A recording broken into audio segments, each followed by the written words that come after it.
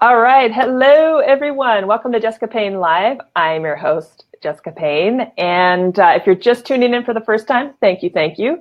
Right here every Tuesday at 8 a.m. right here on Facebook. You might be watching me on the replay, so thank you for that as well. If you're watching over on YouTube, thank you very much. We have been getting some great feedback on that channel too. So I am not going to hesitate. We've got a great show today. As I always like to say on Jessica Payne Live, we're all about authenticity. I always like to say real is greater than perfect, and I can't think of a better guest today than the one I have on. Allow me to welcome to the show, Amy Kimmel. Amy, welcome to the show. Amy is, she's a few amazing things. She's an intuitive Reiki master, women empowerment coach, and the founder of Wild Woman Rising, which is a growing community of women online. You represent an amazing thing, this amazing shift happening where women and men are gathering online and empowering each other. But first off, welcome to the show. Thank you. Oh, I'm so happy to be here. This is so fun. And you are hailing from Bloomfield, Indiana. So big old shout out. Yes. Bloomfield. So we have so much to talk about. I have to let people know that I discovered Amy through sort of a women's entrepreneur, kind of a spiritual group online. Like so many organic things, we connected. I let her know about the show, and here she is. Yes. Like that, right? Yes. We love our boss babes. We love our boss babes. Exactly. A quick shout out to David. Hey, David. He's tuning in. David's a great supporter. It looks like we have Christy. It looks like we have a few other folks. Jennifer. Hey, Jennifer. Maybe these are names you know. And hey, Allie, how are you? If you have questions for Amy, or questions for me, leave them in the comments and I'll bring them up on air. All right. So, folks, we have a lot to cover today. Amy, maybe it'll help folks to understand a little bit about what you do. What is a Wild Woman Rising? Well, I've written a manifesto, and actually I had seen that on somebody else's page, and I thought, a manifesto, like, that's a badass thing to do. So I sat down and wrote it out, and a Wild Woman Rising is a powerfully radiant goddess committed to listening to and following her intuition, shining her light bright AF, and creating epic magic out of the ordinary. We live by our own rules, doing the things that feed our spirit so that we may empower others to do the same. We feel called to be in positivity and leave a trail of sparkle wherever we go. We are fiercely brave and know how to manifest the shit out of our dream life. We are compassionate and supportive and radiate creativity. We are sassy and grounded women, unique in our badassery.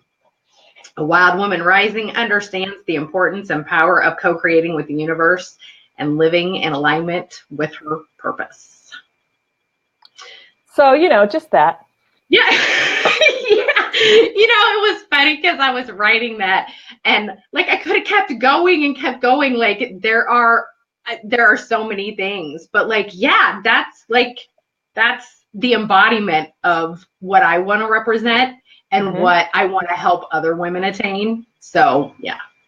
Beautiful. We have a nice shout out for you. Christy, who hails from the East Coast, she's saying she just wants to say thanks for sharing who you are and what you have to empower others.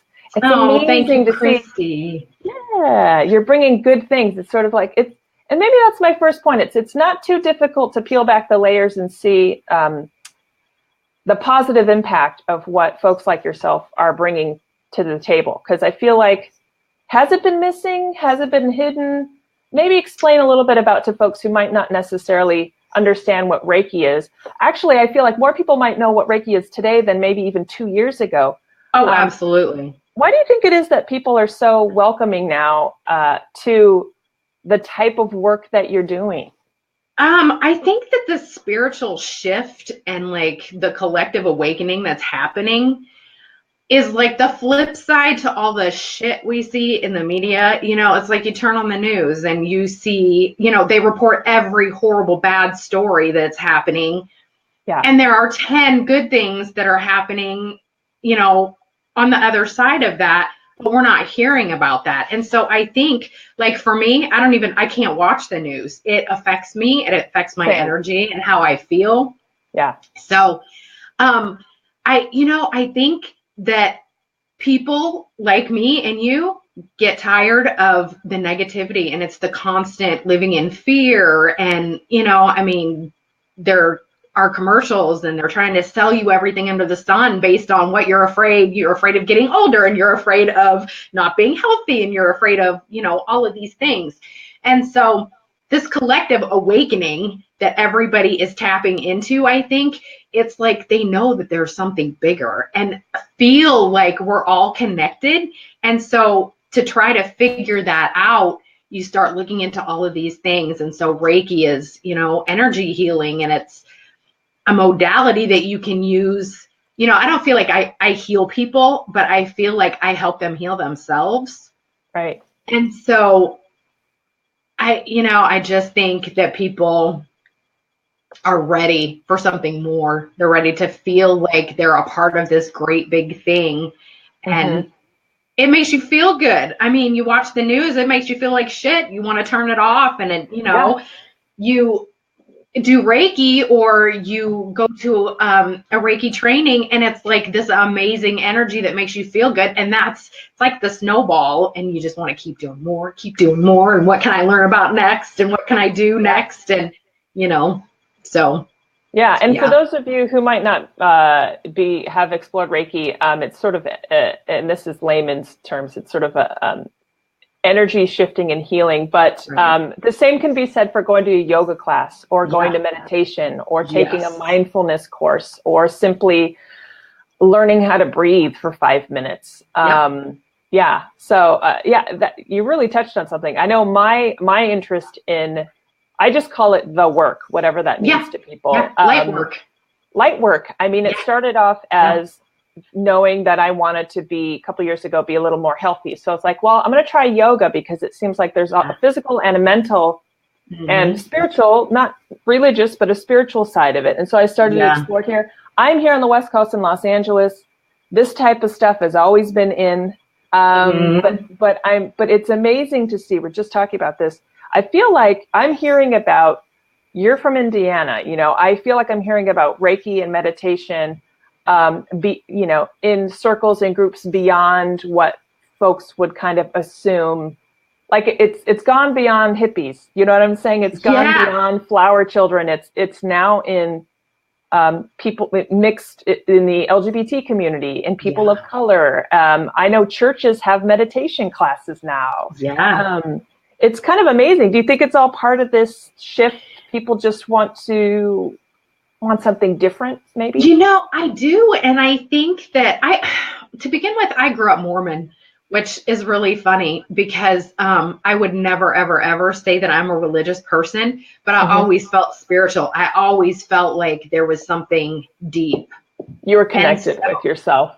Yeah, absolutely. And so the good thing about the work, like you put it, the light work that we do and the spiritual work that we do, is I feel like you can put anything, insert any deity, any term that you want to use into your meditation, into your yoga, into Reiki, whatever it is that you're doing.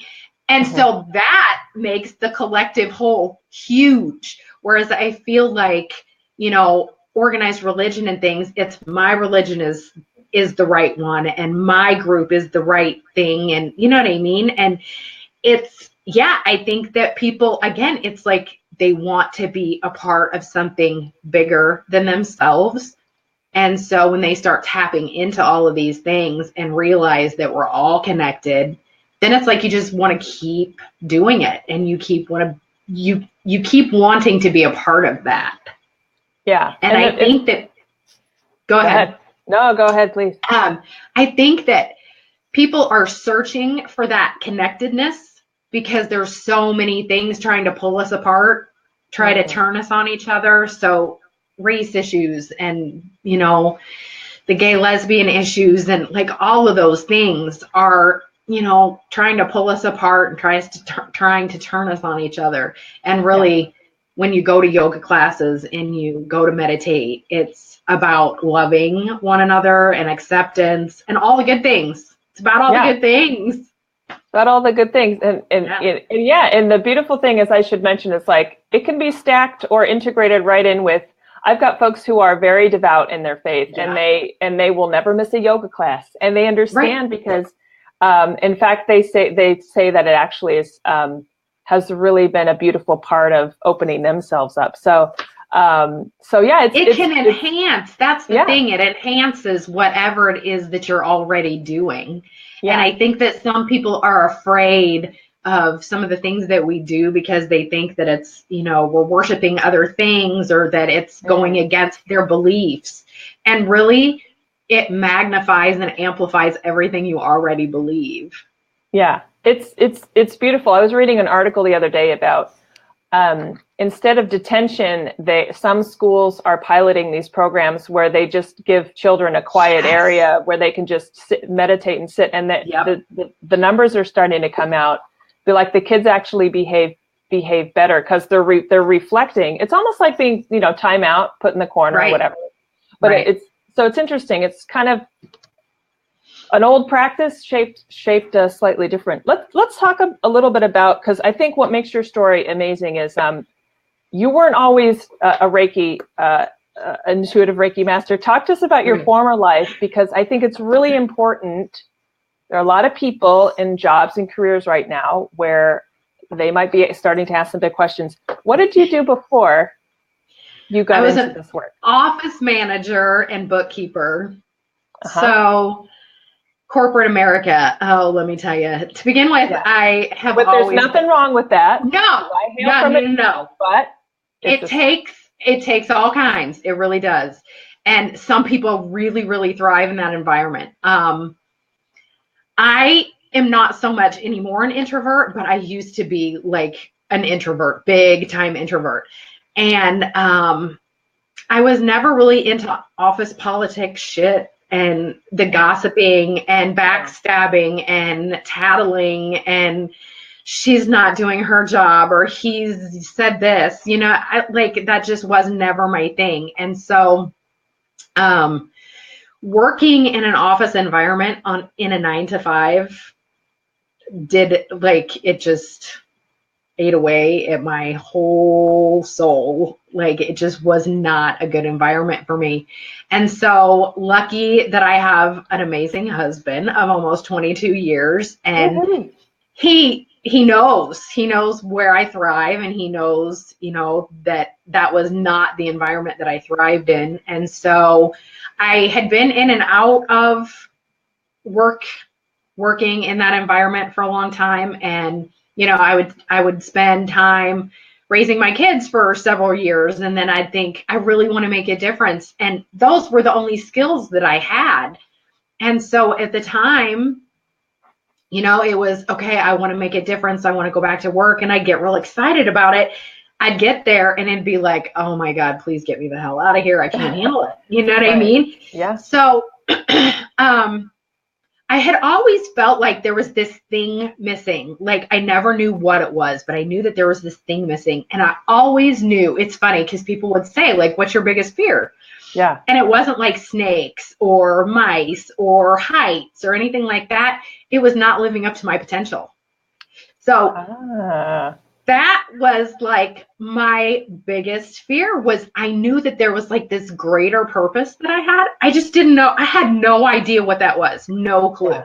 And there are a lot of people like right now experiencing exactly what you're talking about. Absolutely. And you have to pay the bills. And so when you start thinking about making a change, it is so scary. And like I said, I was so lucky, still am lucky, that I had a husband who had a great job and he could support us financially when I couldn't handle it. Not that we didn't make sacrifices, because we totally did.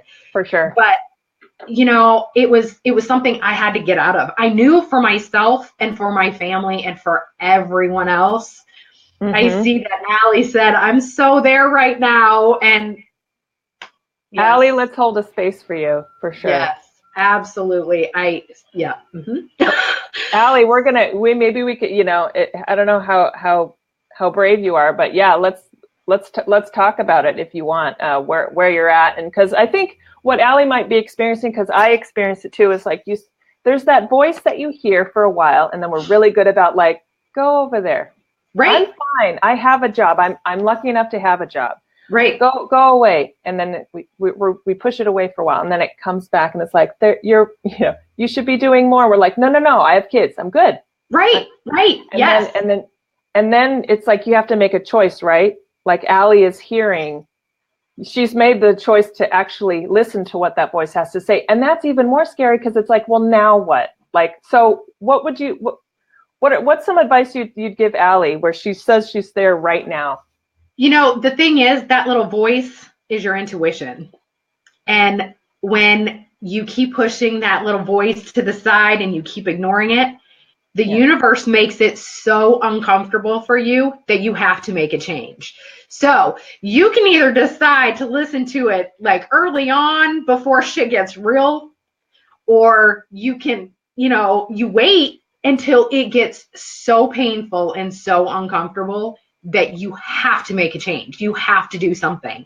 And it manifests physically, it manifests emotionally, like all the things, like it just starts affecting every fiber of your being. So, what inspired you to take the leap? And maybe for Allie, let's boil it down to, because I think there's this assumption, I have to make a massive change. I can't make a massive change. I need this job, or my kids, I need to pay for tuition for my kids, or, I've got these medical bills. Like, so walk us through, like, what inspired you to take the leap? And is there advice for Allie? Like, does it have to be a big change, or can it be in bite-sized pieces, or? I think that it depends on the person. For me, I follow my intuition a lot, and sometimes that means making huge leaps that are super scary. I feel like the universe is going to provide. I believe that in my very core. The universe is going to provide. And so when you listen to your intuition and you follow your heart and you do the things that you love and the things that light you up, like I said, we made sacrifices. I still drive a 12-year-old car. Like, I'm not interested in having a car payment. I'm interested in living my life purpose. And if that means that I struggle for right now for a while, that's all right. Like, I don't need to drive a new car. So there are things I think for myself that I was willing to give up. And so if you're willing to do what it takes, then you can make big leaps. If you need to do it a little at a time, because we do have, adulting sucks and it's hard. And so bills and kids and responsibilities, when you have those things, it may be better to make bite-sized choices and, and do things a little at a time. But the thing is to keep working at it every day, because if you're working at something and doing something every single day, then eventually there's going to be a change. Yeah. So Allie, advice to you, which I'm taking notes. I mean, it's like, keep talking, Amy, because I need to remember that sometimes when I'm looking at my bills,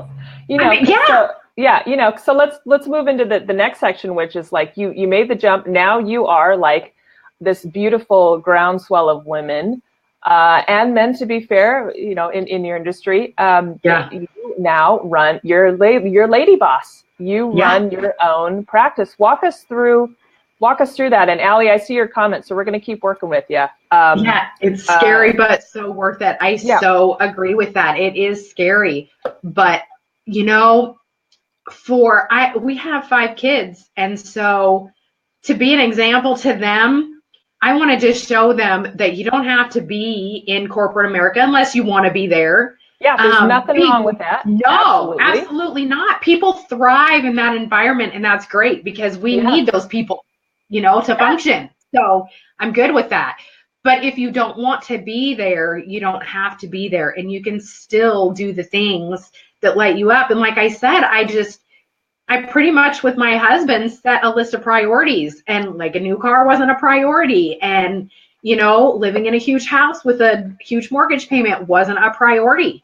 It was, I wanted to show my kids how to live and be happy and do the things that light them up and do the things that would help make them want to pay things forward. And so when you're happy doing the things that you're doing, you're focused on gratitude. You're focused on what you can do to help other people shine their light and do the things that they love. And you're encouraging and supportive and all the things.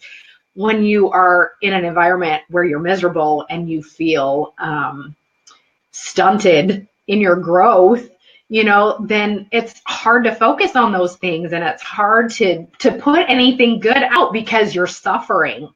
So, you know, it's making a list of priorities. I think that's the biggest thing. You know, what are your priorities? If your priorities are making 6 figures a year, then, you know, that might be staying in corporate America. Like, and that's great. I'm all for that if that's what you want.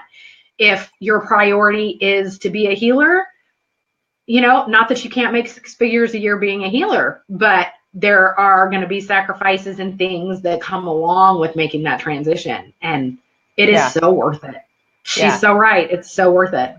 It's so worth it. Well, you mentioned the T word, transition, which I think is important. I think it goes back to my own concerns when I first started a business. And I always like to say, I'd like to say that there was a day where I was like, I'm going to do this. But I think I created my business out of necessity. I was going through a whole other transition, leaving corporate America. And I think what I thought, it was the classic case of what I thought was going to happen didn't happen. And so I was like, okay, so classic, you know, door closes, another one opens. So it sounds like to me a couple of things kept you going, because I know it's one thing to hear and pay attention to your intuition. It's another to make the leap. But then, as you said, shit gets real. Disclaimer, there's language if you haven't figured it out already.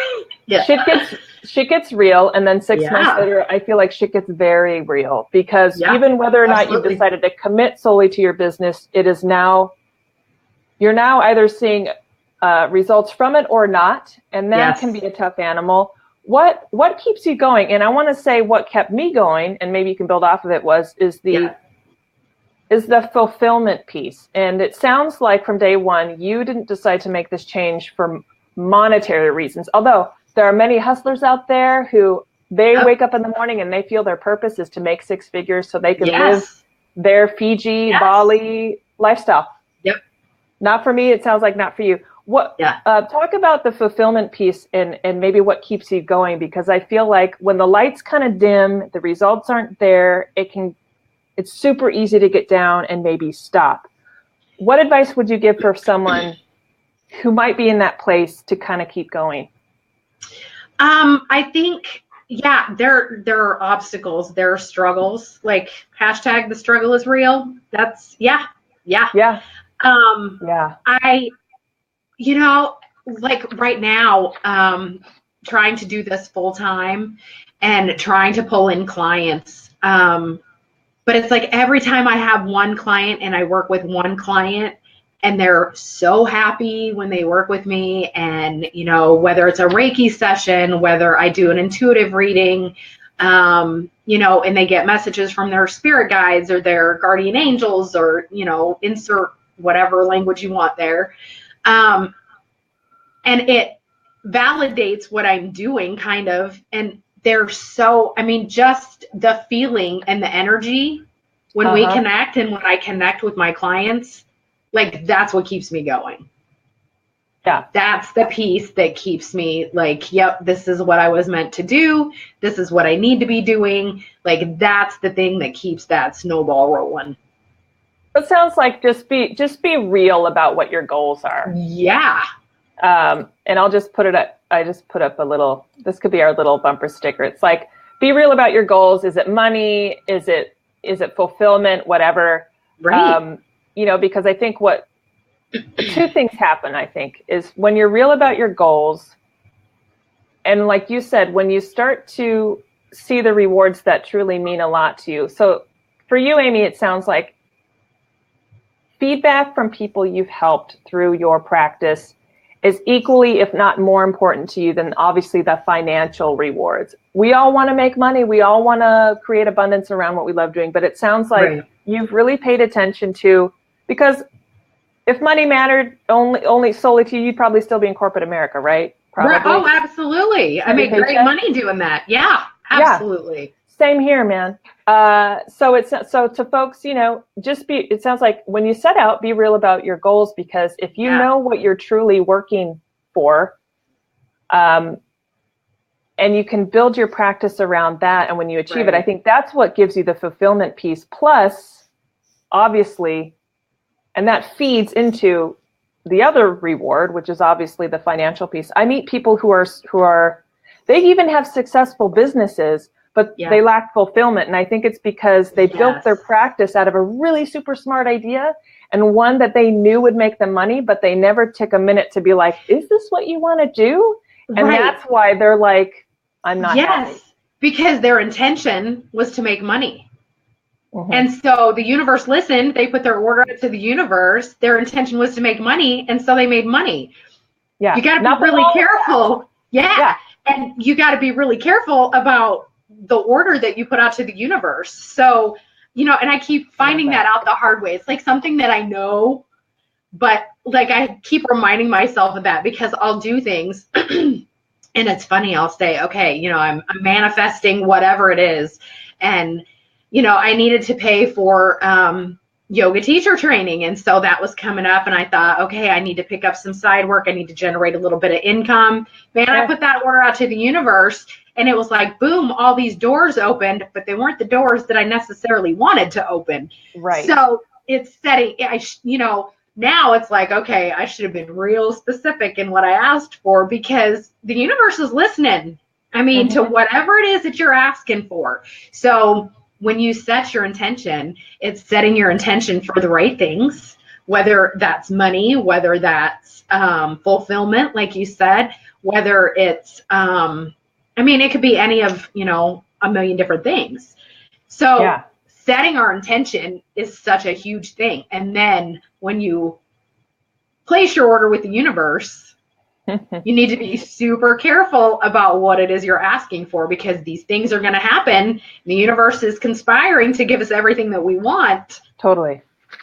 We just have to be specific in what we ask for, because it doesn't always work in our favor. What we think, we want isn't, we find out later that's not necessarily what I wanted. So Yeah. And something I've learned is that, listen, your intention can change too. Once you place that order, it's not like you can, because here's the thing I've noticed. It's like, and let's shift maybe to the business side of things. Businesses shift and grow. And one thing I've learned is that your goals, even with good intention, 18 months ago may have shifted. And so it's good to check back in with, and here's a perfect example. So my business has grown. I'm happy. I'm comfortable. And now I'm hearing that voice again. And I'm like, what are you doing back? Like what? Right. I thought we were good. And it's like, no. And now she's kind of like, all right, it's more like, let's focus even more on the folks on the people that you want to help. So it's almost like, and for me, that's kind of an audience shift. And part of that is bringing folks like yourself on here. So once you place the order out to the world, it sounds like you can place other orders too. I was going to say, so was your first order just to get an audience? Like, was that like your goal at first, was like, I just want an audience? Like, I just want somebody to watch. Yeah, I think, from the get-go, I always kind of have the ideal person I want to help, because I can identify with them. Yeah. For me, I have a soft spot for small to medium-sized business owners, entrepreneurs, because that's predominantly who I work with now. I know that getting them tools that they can actually use, like less theory, more to do, to get them out into the world and ideally create positive change, is something that's near and dear to my heart. But so at first it was like, well, anyone who really falls under that umbrella. And then it started to come, and then the type of work that folks do is kind of where I'm kind of pruning now. And obviously the women's movement matters to me. I think women and their allies, frankly, and then obviously people in work that you're doing, folks in startups, innovators, conscious, positive. So that's something I'm experiencing now. But at first it was sort of like basically anyone who will listen. At first I was like, and I knew going out to be like, I'm just going to remain totally flexible. this is a new animal, this whole live streaming thing. I don't really know where it's going to go. And then I think like attracts like. So I think I know people who have successful shows with a completely different audience than me. And I think that's what makes it so beautiful. But I've had everyone from realtors to, I had a comedian on, I've had entrepreneurs, I've had, technical gurus on. And I'm like, it's kind of nice because it's like, we all kind of share one common thread, which is like, we really get the value of people and helping people versus just selling our stuff. You know what I'm saying? So great question. So my business is evolving too. And I know in 18 months, it'll evolve even more. Oh, yeah. That's part of the light work that we do too, is like your intuition's never going to stop talking to you. And so you reach these goals, if that's how you want to put it, or, you climb these hills and it's kind of like, okay, what's next? What's next? What's next? Yeah. And, that's your intuition talking to you and saying like, hey, whispering to you, like, we need to make a change. There's something else you need to be doing. Yeah. And it's listening. It's good that you listen to that voice, because so many of us, it's so easy, like we talked about, to push it aside and say, nope, I'm real comfortable right where I am. And, it's like you find the biggest magic outside of your comfort zone. So staying where you are isn't going to serve you, and it's not going to serve other people. Yeah. I think you've answered this, but why do you think we women stay in bad jobs or bad relationships? And bad can be whatever you make it. Bad can mean just not fulfilling, or bad can be really bad. But why do you think, and men do too? I mean, everybody does. Absolutely. But specifically for the purpose of this conversation, why do you think women stay and not? Honestly, I think that women still in 2018 struggle with self-esteem and self-confidence issues. We're bombarded by media who tries to tell us we need to be skinny and we need to look this way, and all of these things that we should be doing differently, and we shouldn't be aging, and we shouldn't have wrinkles, and we shouldn't have gray hair, and you know what I mean? Like all of these things that, you should parent like this, and you should do this, and this is how you should be, and this is, that's bullshit. Like, no, we're all different. So I think that women struggle seriously with self-confidence and self-esteem. And I think that these conversations that we have are so important, because I think that women start to realize like, hey, the validation I'm seeking outside of myself is all right inside of me. Everything I need is inside of me. And so it's learning how to tap into those things.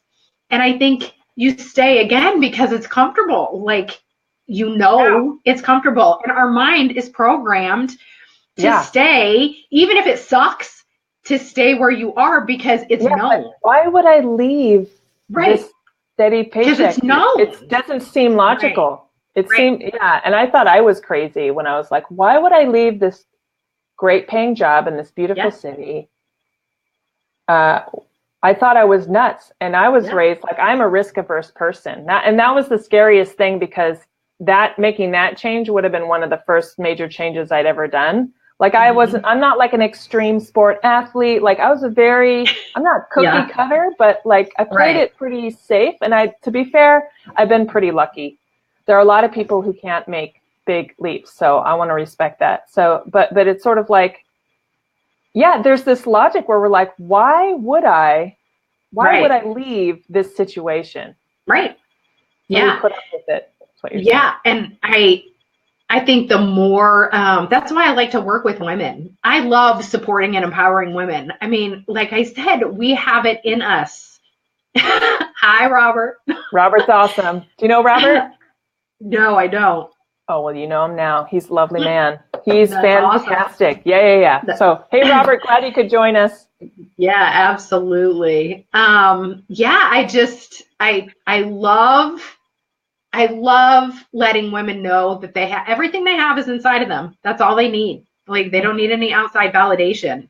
And, you know, you can come from a shitty childhood. You can come from, you know, a great childhood. It doesn't really matter.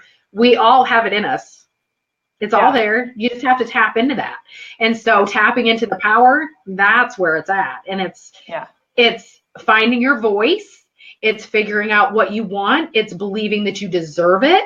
So nice to meet you, Robert.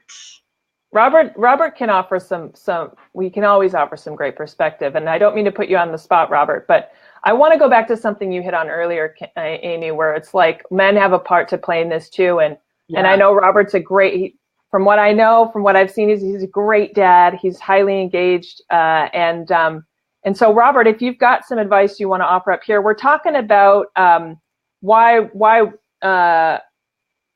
women and men stay in bad jobs and bad relationships. And the context is Amy, like me, chose to leave corporate America and do this crazy, brave, scary thing called creating her own business. But then taking a next step forward, which is actually embracing this whole field that used to be met with a lot of stigma, but it's obviously growing, kind of energy work and healing work. So Robert, anything you want to say? Because Robert works with a lot of entrepreneurs as well, social media guru. A lot of his clients are women entrepreneurs. So maybe Robert, you can offer some insight. Here's a question I had for you. And maybe this is more insight. What are some of the things your clients come to you to help fix? You know, it's funny because I have clients who come to me, usually, so my coaching clients, they always come to me with like this goal or this problem. And like within the first session, they start to realize that like it really has nothing to do with that thing or that problem. Like that's not even like, it's so far from what they thought it was. And so usually within our first conversation, you know, and we start diving into their life and their things, it's like, right. And so many times after I've had several sessions or, you know, I'm done coaching somebody, you know, it's like, I came to you for XYZ, you know, and like totally we didn't even work on that. Like it had nothing to do with that, but like everything fell into place and everything sort of spiraled into where it needed to be. So that's funny because I get the whole spectrum, you know, whether it's women who are transitioning, you know, maybe from having smaller children to older kids who are taking care of themselves. And it's kind of like, okay, now what do I do? Or, you know, people who are trying to transition, like we talked about, from corporate America into something more fulfilling or, you know, starting their own business. So it's this huge spectrum of things, but they really learn as we work together that like it really isn't even about that. So people are more scared. That Robert said comfort zone, people are more scared of the unknown. Yeah, absolutely. People are scared of the unknown. I love it. See, Robert. He's always chimed in. Yeah, not just women. And I knew, as soon as I saw Robert pipe in, it's like, Robert's going to give us so many great perspectives as a dad. And because it's so important, it's like, I'm very conscious of the fact that you and I, we are two women, two people who identify as female talking about women. And I know that there's a space for that and it should happen. It's our time. But it's beautiful because someone like Robert can come in with the perspective as well, and offer great advice. I'm just going to read it for folks who might just be listening or multitasking. He says, comfort zone, people are more scared of the unknown. Preach. Having security makes them feel better. Totally. I'm the same. I like my whoopee, my security blanket too. Yeah.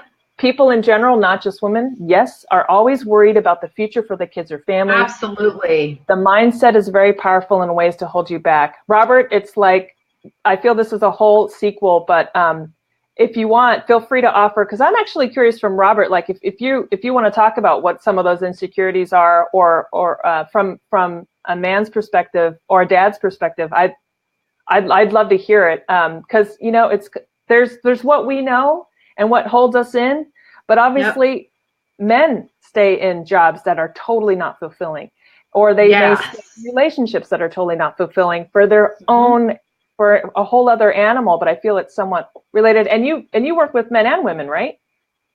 Yes, absolutely. Yeah, absolutely. I think women are more drawn to work with me, and so the bulk of my clients are women. Right. But yeah, absolutely. I mean, we're all living in the same world. We Totally. approach things and do things differently, and we think about things differently, but we're all living in the same world, and so I feel like even the men, they're looking for the same thing. And it's funny because I go to these events, and whether it's a Reiki training or whether it's, I just came a couple weekends ago from a joy retreat where we spent all weekend just learning how to tap into your joy. And every time I go to these things, there are more and more men. And I don't know why I'm I surprised, but I love that. am every time. I'm That shocked, is a and sign I of of love shift it. happening. That's exactly right. And you have to have opposites. And so for Yes. every feminist and for all the feminism that we want to exude and the femininity that we're embracing, you got to have that masculine side so we can see, so we can kind of gauge it. Yeah. So yeah, yay for the men who are doing the Yeah. work for sure. And what a positive signal that sends women too. It's like just by Little showing up, because girls, yeah, little and girls. girls, just by Yes. showing up, they're like, I feel like it empowers us even more. Hey, Yep. let's do a little shift here. Okay. So I don't want to ignore something really interesting you're doing. You're starting to embrace social media for your work. Yep. And for me, I love it because A, it's my world, but B, it also, I think, is another symbol to this shift of, oh, hey, technology can Yeah. actually help folks in your work, in your field, where, because I know it's one thing to run a business, and if you're like me, I just want to get to the work. And sometimes when I feel I have to Yeah. market myself or use Yes. a technology, I feel sometimes so far away from what I really want to do. Is that a tough animal to get around? And how are you embracing social media in your work? It is hard that, I don't want to sell. So I don't want to sell myself or anything else for that matter. That's just not something that I'm interested in doing. And so I kind of freeze when it comes to the marketing thing because I'm like, look, I know what I can do for you. Just trust me. You know what I mean? Just Yeah. just let me help you. Let me work with you. Let me walk this journey with you. And so social media is, man, I have a love-hate relationship with social media sometimes. I get on Yeah. Facebook and I'm barraged with all of this shit. And Yeah. it's like, that's so not what I'm interested in. And so, you got to weed through that to get to the good stuff sometimes. But Uh-huh. I do find that social media like can be used for so much more good than evil. I mean, it just, people choose to use it for evil sometimes, and Yeah. I pray for them. Right. Um, but it opens our worlds up to so many people, and so where before social media, it was sort of you had to do advertisement through the newspaper and through the Mm-hmm. radio, and it was local. Man, and we're reaching the other side of the world right now. And so Right. our circles, our Facebook groups have people from all over the world. And so I feel like sometimes social media is like the bane of my existence, and I don't know Mm-hmm. where to go with it, but I want to be supportive and I want to be empowering. And so like my Instagram is full of I don't really advertise myself there. I mean, every now and then I'll put things on there. But it's mostly for support and encouragement and affirmations and positivity and all the good things. My Facebook, I'm just starting to grow this stuff. I've had my website for, I don't know, 6 or 8 months, and started just recently with my Facebook business page and, my groups that I have and those things. And so I'm slowly growing them.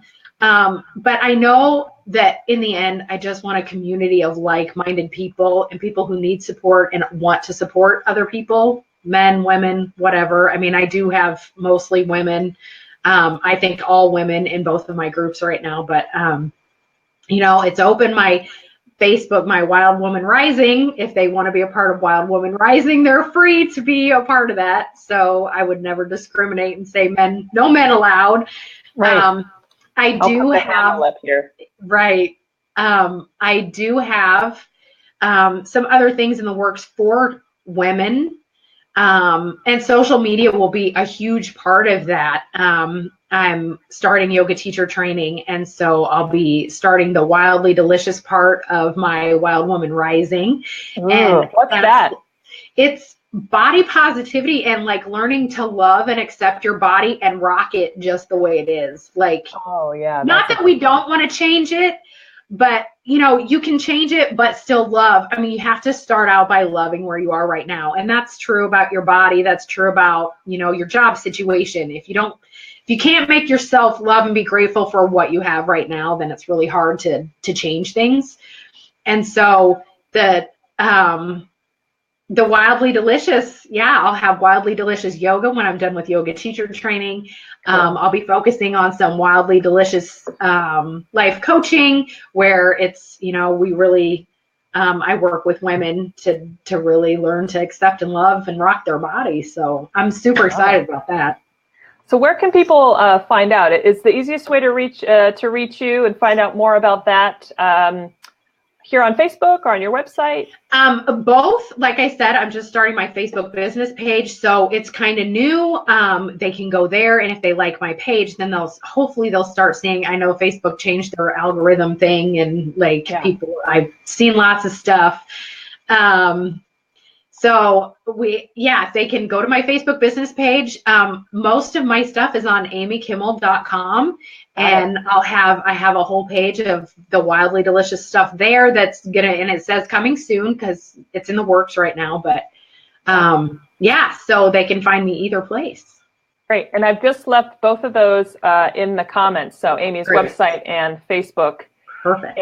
And Robert, don't worry. I see your comment. I think it'll be a nice place to wrap up. But really quickly, where do you have anything? I know you do sessions, and is there anything you can mention in terms of that if people come and check out your website? Absolutely. If they mention that they saw me on Jessica Payne Live today, then they get 22% off a single session of either 22, that's right, either Reiki or an intuitive Reiki or a life coaching session. So just hit me up. You can go to my website and there's a book now or a contact me form both.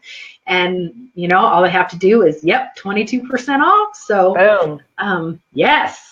Guys, it's totally worth it, if at all, just to introduce yourself to this work. If you haven't had an excuse before, try it out. Yeah, and Reiki, actually, a lot of people don't know Reiki can be done long distance. So I do Reiki and intuitive readings via video. So we can do that via Facebook video or Zoom, or we can figure out a way. Amazing. Yeah. That's so cool. I mean, so I'll put that also a reminder in the comments. That's such a good point. It's sort of like, I'm so excited about what technology and social media can do when it comes to empowering folks like yourself, because eye contact, conversation, real personal time is a key component of what you do. Yeah. And it just like it blows my mind. Like, I'm hearing about Zoom calls and Google Hangouts and virtual conferences happening, and I'm just like, it just makes me fall back in love with technology and social media, to be fair, when I see it used for good. Can we talk a little bit about Robert mentioned some great concerns, and I would love to hear your feedback on it as we kind of wrap things up. Sure. Robert says, sounds like Amy is just wildly delicious. I love you, Robert. He's he's hilarious guy. He's awesome. I love Robert. He hails from some Wildly Delicious too. He's got a great show as well. And we teach a course together, social power. That's awesome. But Robert, let me show you. I want to show you a great comment here, because it's good to get. It's so healthy to get Mm-hmm. perspective. Okay, and he's talking. I'm assuming you're talking from a man's perspective, and obviously a dad. Fears, his fears. He's saying bills paid, home, food, kids, needs, medical. All the fears of security are the most common. Also, there are fears of failure, and some people are afraid of success. What happens if it goes well and I need to grow? Ooh, oh my gosh, that's so deep. So for those of you tuning in, Robert is responding to a conversation we had about a few minutes ago. We were talking about fears, and we were talking mostly from our kind of female perspective. And so he's now offered something. So yeah, Amy, what do people come to you with similar fears, and what kind of advice in terms of like these, I can imagine, hold people back? I was going to say, it's funny because people would say that the fear of failure outranks the fear of success, but you would be really surprised at how many people say, what if I do this and like it works? Like, then what? Or, what if I write this book and it becomes a bestseller and I get to be interviewed by Oprah? Then what? You know what I mean? Like, I think that freezes people more than failure, because failure is like, failure's not really out there so much. Like, you don't have to advertise your failures. I mean, if you're promoting a new business and you sort of fall off the radar, people don't really notice that. Right. If you start something new and you're wildly successful and all of a sudden you're all over the place, people see you. And then it's like, oh, holy shit, what have I got myself into? So, I mean, I think that that's even bigger than the failure thing.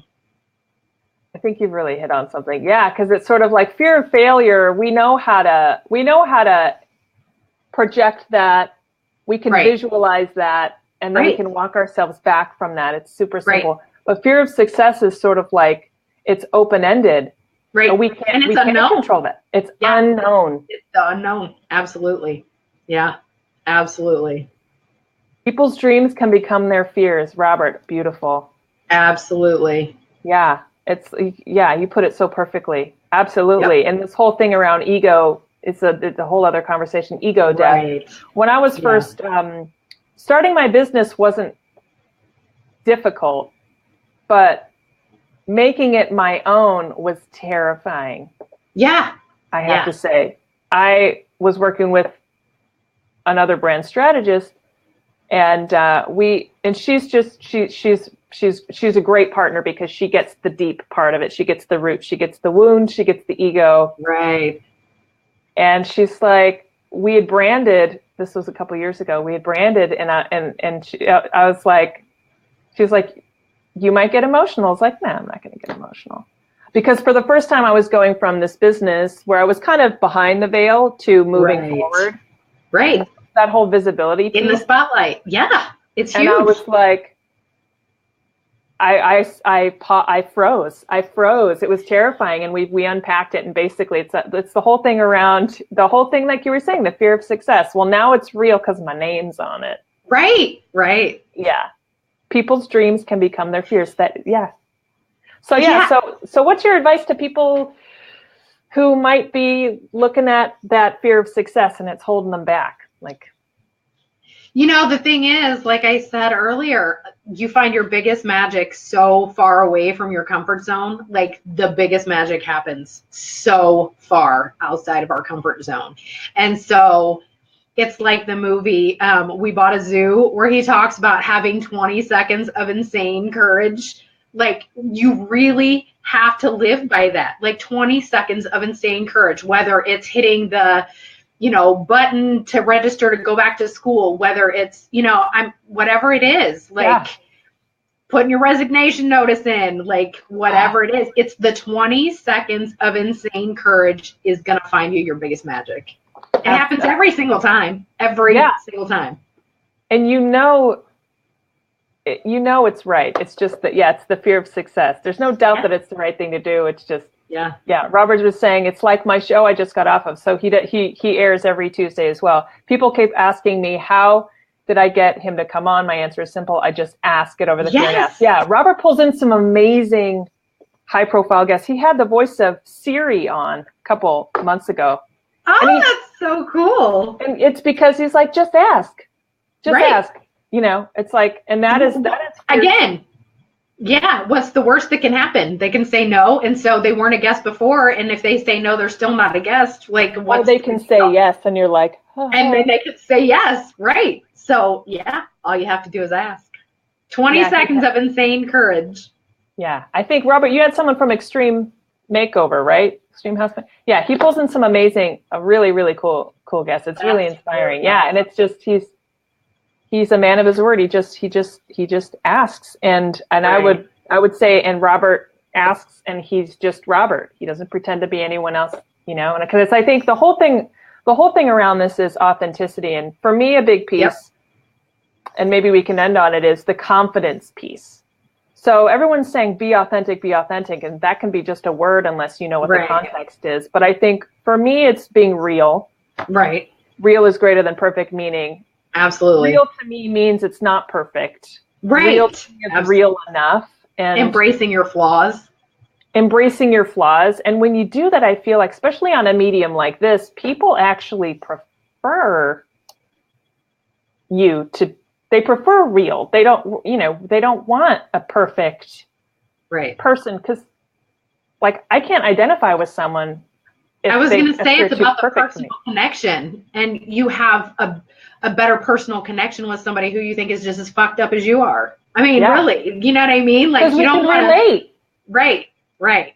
And you don't feel judged. Judgment is such a huge thing. We judge ourselves so harshly. And when you feel like somebody else that you're talking to or potentially working with is going to judge you, like that's a whole other issue. Yeah, no, it's true. And you see it play out in something as innocent as like, you could belong to a private social media group. Right. And there are people that will never comment, and that's okay. But it's like, even to comment is putting their insecurities out there, and they don't want to be judged. Right. So it's like, we have to remember, as really facilitators of conversation, because Robert and I were actually talking about this, sort of like,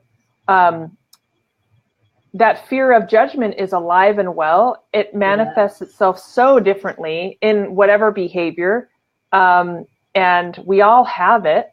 Mm-hmm. I still have it. Yeah. But yeah, to be authentic and embrace our flaws seems to be like a good place to start, as scary as it is. Yeah, and here's the thing. If you're trying to sell something, I'll put sell in quotes. So whether it's a service or a product or whatever, people can tell if you're bullshitting them, So if I don't believe it and I'm not being real, people pick up on that. They pick up on that so quickly, and they'll pick up on your energy. So yeah, being genuine, being real, being down to earth, and just who you are, not trying. I did my website when I first bought my website. I had this like idea of what I wanted it to look like, and it was so prim and proper, and I said all the right words, and I was politically correct and everything, and it was so not me. So I redid it. I was like, I just can't do this. Like, I just can't put it out there like that anymore. I redid the whole thing. I swear on my website, like one of my tabs is like freebies and fun shit, or fun I know, I saw that. I love it. You know what I mean? And it's like, I swear every day, like in every life coaching session, I swear. Right. So it's like, why am I pretending to be something? I think people, could get on there, and sure, I'm not for everyone. I don't claim to be for everyone. And it's good that I'm not for everyone. That's perfectly fine. Yeah. And so, but I think people pick up on that so quickly. And so I've noticed that I get so much more interaction on my stuff now because I'm being authentic to who I am. So it's huge. I'm putting your website up here. Nice. Just so people can see it. 1 second. Yeah. So I'm going to drop down just so people can see.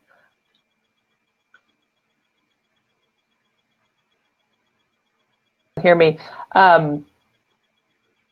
Maybe walk us through a little bit of your website as maybe show people a little bit about what you're about. You've got some beautiful testimonials.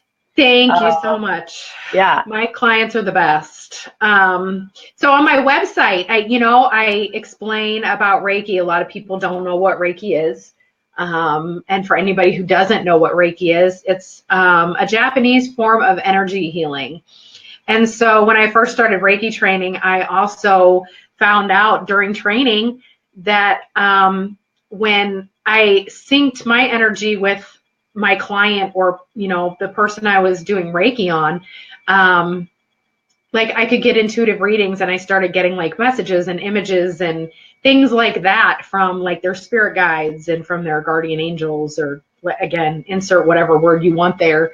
And so that got to be really fun. And so the Reiki aspect of it, which is energy healing, it's where you harness energy. So I've got a whole page about that and how that works and what to expect, and all of that. Then I have spiritual life coaching and my events and where I'm gonna be and the things that I have coming up. I have a whole page of testimonials. I am going to be working on a workshop that I'm going to be doing for crystals and oils, essential oils. And so I've got a page for oils, and then my freebies and fun shit, like that's coming. And so that'll have printables and all the fun stuff on it, and, free things to give away and affirmations and pretty pictures and all of that stuff. And then of course, an about me, and what I'm doing. And then I have my Instagram stuff on there. So tons of ways to connect with me. Everything that I'm trying to do, all the communities that I am trying to create, and sisterhood, and not to leave the guys out, but I'm all about women and sisterhood. So those are really important. I've got lots of stuff coming up. If you have noticed my big chunk of amethyst, my friend Allie, she owns Allie and Tess, and she creates this gorgeous crystal jewelry. And we're going to be collaborating. I think there's going to be a Wild Woman Rising, Allie and Tess collaboration on some jewelry that I'm super stoked about. I have a retreat that's coming up in October that I'm co-hosting called My Best Life Now. And you can find that under events on my website as well. And so we have registration open for that. And that'll be a whole weekend thing where we focus on getting you to live your best life now. And so that's super fun and exciting. Lots of stuff. Great. Awesome. Sorry for the picture-in-picture. My desktop is kind of being a little crazy. I don't mean to shrink you down, Amy. No, that's quite all right. I can handle it. I'm trying to get us on the same plane to give us a sign off. Give me 1 second. Let me see if I can do this. Absolutely. It's funny because when I attach our desktop, sometimes it doesn't seem to work. Well, now we can have it up when we do a proper sign off. Amy, yes. We are already at the top of the hour. It's 9:05 here on the. I told you it goes by fast. I know. I can't believe it. This was fun. I can't wait. I want to come back. You are so welcome to come back anytime.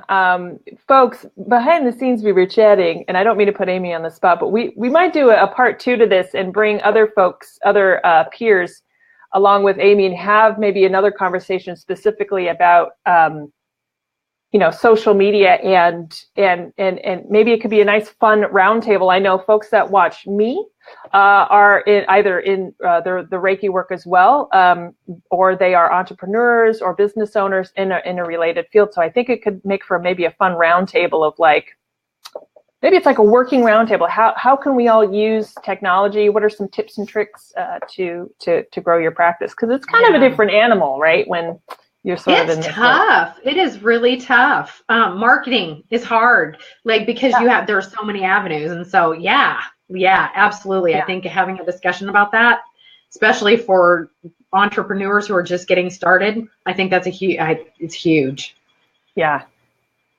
Robert says he's in for that. Robert, you're right. In. All right. So we'll have one person there. Robert, we will let you know the time for that. We'll have you on too. He makes for a fantastic guest. And then Robert, I just wanted to show your comment before we close, just to give Amy credit here. You said the perfect statement. you're not perfect for everyone. As soon as a business person understands that, they just excel the right people, excel with the right people. Humility, being humble, right? And right. Embracing, yeah, man. Well, and if you Beautiful. believe that the universe is going to provide for everyone and the universe has your back, like there is abundance for everyone. And so there's plenty of clients for me, and there's plenty of clients for the life coach or the Reiki master who doesn't swear. You know what I mean? I mean, it's all relative. I love So that. it's like, you know. True. The Reiki master who doesn't swear. Who's That's that? right. No. Yeah, I don't know.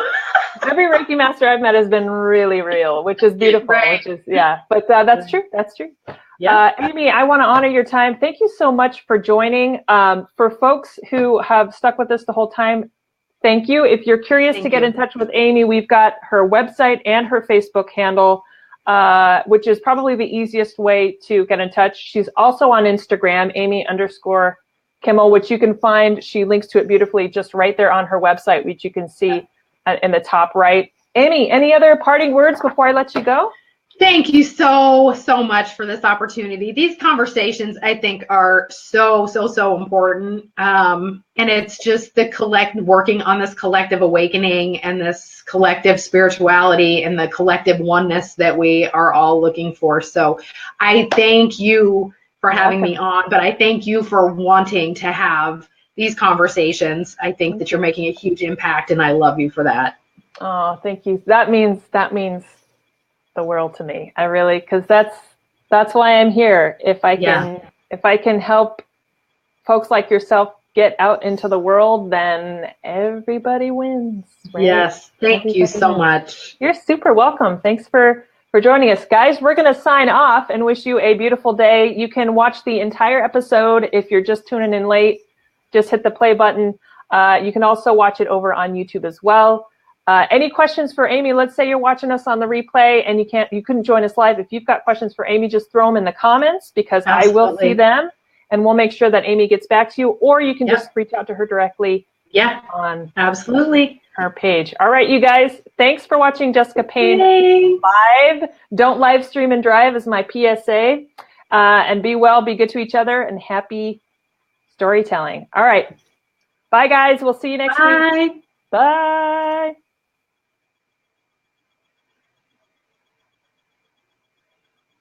Give it a couple seconds. Bye, folks.